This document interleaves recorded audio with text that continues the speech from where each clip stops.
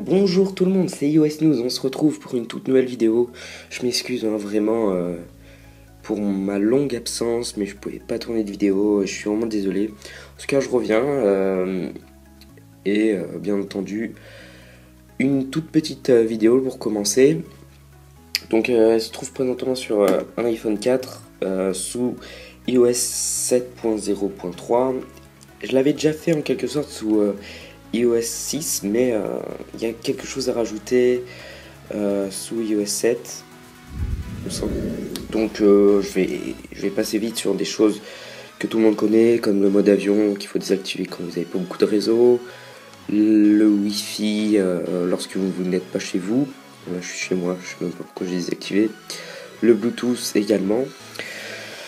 Alors là, je y passe un tout petit peu plus de temps, mais vous connaissez également désactiver la 3G lorsque vous envoyez que des messages, parce que elle va pas vous servir à grand chose, hein, surtout pour des recherches sur internet ou regarder des vidéos. Données cellulaires, vous le désactivez lorsque vous êtes chez vous, enfin moi c'est un conseil que je vous donne, ou lorsque vous devez préserver de la batterie et il vous reste plus beaucoup, ça va vachement vous aider. Ouais, donc moi je vais activer parce que là j'en ai besoin. Partage de connexion, vous savez comment ça fonctionne. Activez-le que lorsque vous devez partager une connexion. Le son de notification, alors là, plus vous allez désactiver de choses, plus votre appareil va économiser de la batterie. Donc là, moi la pause déjà je la désactive parce que personnellement c'est pas très utile qu'elle soit là dans mon son de notification. Et là vous allez choisir faites un tri des applications qui sont pour vous les plus utiles pour recevoir des alertes. Bon, moi, il faudra d'ailleurs que je fasse un tri parce qu'il y en a quelques-unes. Ça m'intéresse guère de recevoir des bannières de notification. Donc là, par exemple, je vous montre lorsque je vais dans ne pas inclure, je mets par exemple espace client. Donc là, je désactive tout. Parce que c'est bien beau de l'enlever du son de notification, mais en plus, il faut enlever le son, la pastille sur une code d'apps, l'affichage sur l'écran verrouillé, et bien sûr le stick d'alerte, aucune. Donc ça aussi, ça va économiser de la batterie. Donc ça, je crois que vous le savez. Déranger, je l'avais pas dit, il me semble, mais c'est très important, parce que si vous l'activez, donc vous pouvez l'activer là aussi. Si vous l'activez, ça va vraiment économiser de la batterie, surtout si vous mettez ici toujours. Parce que ça va désactiver le vibreur et le mode sonnerie qui sont deux alertes, enfin c'est les deux alertes qui existent sur votre appareil que vous gérez ici. Ça va forcément économiser de la batterie parce que ces deux alertes grignotent votre autonomie. Je sais pas si on le dit comme ça. En général, recherche Spotlight, je l'avais pas dit non plus. Donc là, désactiver les choses qui sont pour vous pas très intéressantes à trouver dans la recherche Spotlight. Moi personnellement, je me sers surtout d'applications contact et musique. Donc je le rappelle, sous iOS 7, il n'est plus ici en glissant vers le haut. Donc trouver des messages, j'en ai tellement, je sais pas combien j'ai de messages, je les supprime pas, donc voilà, ça va pas tellement m'intéresser, vidéo et tout, enfin bon, on s'en fout. Voilà. Accessibilité. Alors là, je vais juste vous montrer un truc qui est assez intéressant, c'est pas pour la batterie, enfin si je pense, c'est pour la batterie, pour la RAM et pour pas que ça bug. Donc si vous activez les animations, donc là ça le fait pas parce que c'est sur un iPhone 4, les applis devraient bouger, je sais pas, non je crois pas que ça le fait sur iPhone 4. Mais en plus, à l'ouverture, fermeture des applications, ça va prendre de la mémoire RAM, il faut le savoir, ça, sur n'importe quel appareil, ça prend vachement de mémoire RAM, donc je vous conseille vraiment de désactiver. Ils ont d'ailleurs mis ça sous iOS 7.0.3 pour changer le mode d'ouverture et de fermeture des applications, et c'est généralement pour les appareils qui bug un peu. Moi, personnellement, je le fais également sur mon iPad 4ème génération, et c'est extrêmement rapide, c'est beaucoup plus pratique d'ouvrir une application comme ça.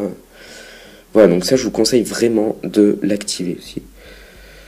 Bon, alors bien entendu, flashlight pour alerte, vous les activez, c'est à chaque fois que vous recevez une notification, votre flash va s'allumer, donc vous imaginez.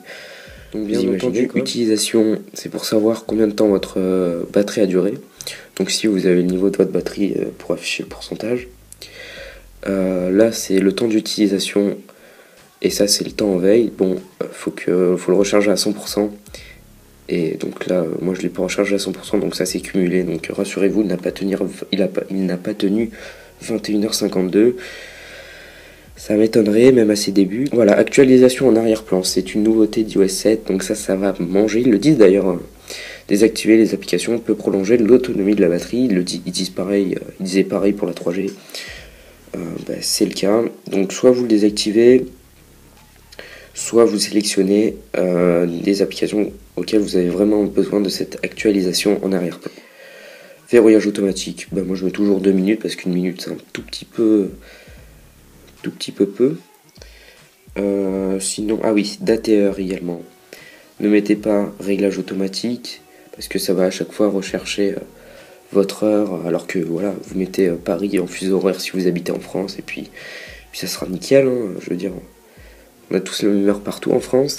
Le son, donc alors là, soit vous activez les trucs vibreurs et tout, ou alors vous décidez de faire ça avec le mode ne pas déranger. Personnellement, c'est ce que je fais. Le son et le clic du clavier, ça mange un peu de batterie, mais bon, voilà, moi je le dis. Bien entendu, la luminosité, il faut la gérer. Donc moi, ce que je fais, c'est que voilà, pour ça, j'ai arrêté de lutter. Avant, je faisais attention à la luminosité, parce que c'est quand même le truc qui mange le plus de batterie. Écoutez, maintenant, je mets réglage automatique. Quand je suis à l'extérieur, ça me mettra au max. Et quand je suis à l'intérieur, généralement, je suis vers là et je vois très très bien. Ouais, on voit également très très bien, hein. Enfin, je veux dire, confidentialité, service de localisation, donc là, soit vous les activez carrément, je trouve ça un peu dommage sur un iPhone, soit d'ailleurs sur Facebook, je vois pas pourquoi c'est activé, soit vous sélectionner déjà les applications auxquelles ça vous intéresse d'être localisé, et ensuite vous rendez dans les services système, et puis vous sélectionnez les trucs intéressants. Donc moi d'ailleurs j'ai tout en vert parce que je m'en fous un peu de tout pour ça. Bon, mail, bien entendu, il y a les push que vous désactivez, vous mettez manuellement, et aussi ici manuellement parce que sinon ça va rechercher toutes les heures. Ah oui, ici. Bon alors là, c'est surtout pour les iPhones, hein, parce que pour les iPads qui ont réseau cellulaire, c'est pour mise à jour automatique. Donc là, ça serait dommage, ou alors vous désactivez également ça. Ça serait dommage qu'en données cellulaires, il vous fasse les mises à jour. Donc déjà, ça va exploser votre data, et en plus, ça va manger votre batterie. Donc je vous conseille de l'activer et de désactiver les données cellulaires, pour que pas que ça le fasse en données cellulaires, ou alors vous le désactivez carrément et vous rendrez sur l'application App Store pour faire les mises à jour manuellement. Vous enlevez le secouer pour mélanger et l'égalisateur de volume, sauf lorsque vous en avez besoin. Facebook et Twitter, c'est pas terrible d'avoir un compte Twitter et Facebook enregistré, parce que ça va à chaque fois chercher également. Bon, après ça dépend si vous décochez des notifications et tout, mais bon. Voilà, donc ici vous avez également les réglages comme je l'ai dit, hein. C'est assez pratique si le mode avion veut bien s'enlever. Bon, vous connaissez, hein. Enlever les applications qui tournent en tâche de fond. Donc plus vous allez en avoir, plus ça va manger votre mémoire RAM et votre batterie. D'ailleurs, il y a un truc que je n'ai pas parlé, mais peut-être aussi que ça n'existe pas sur l'iPhone 4.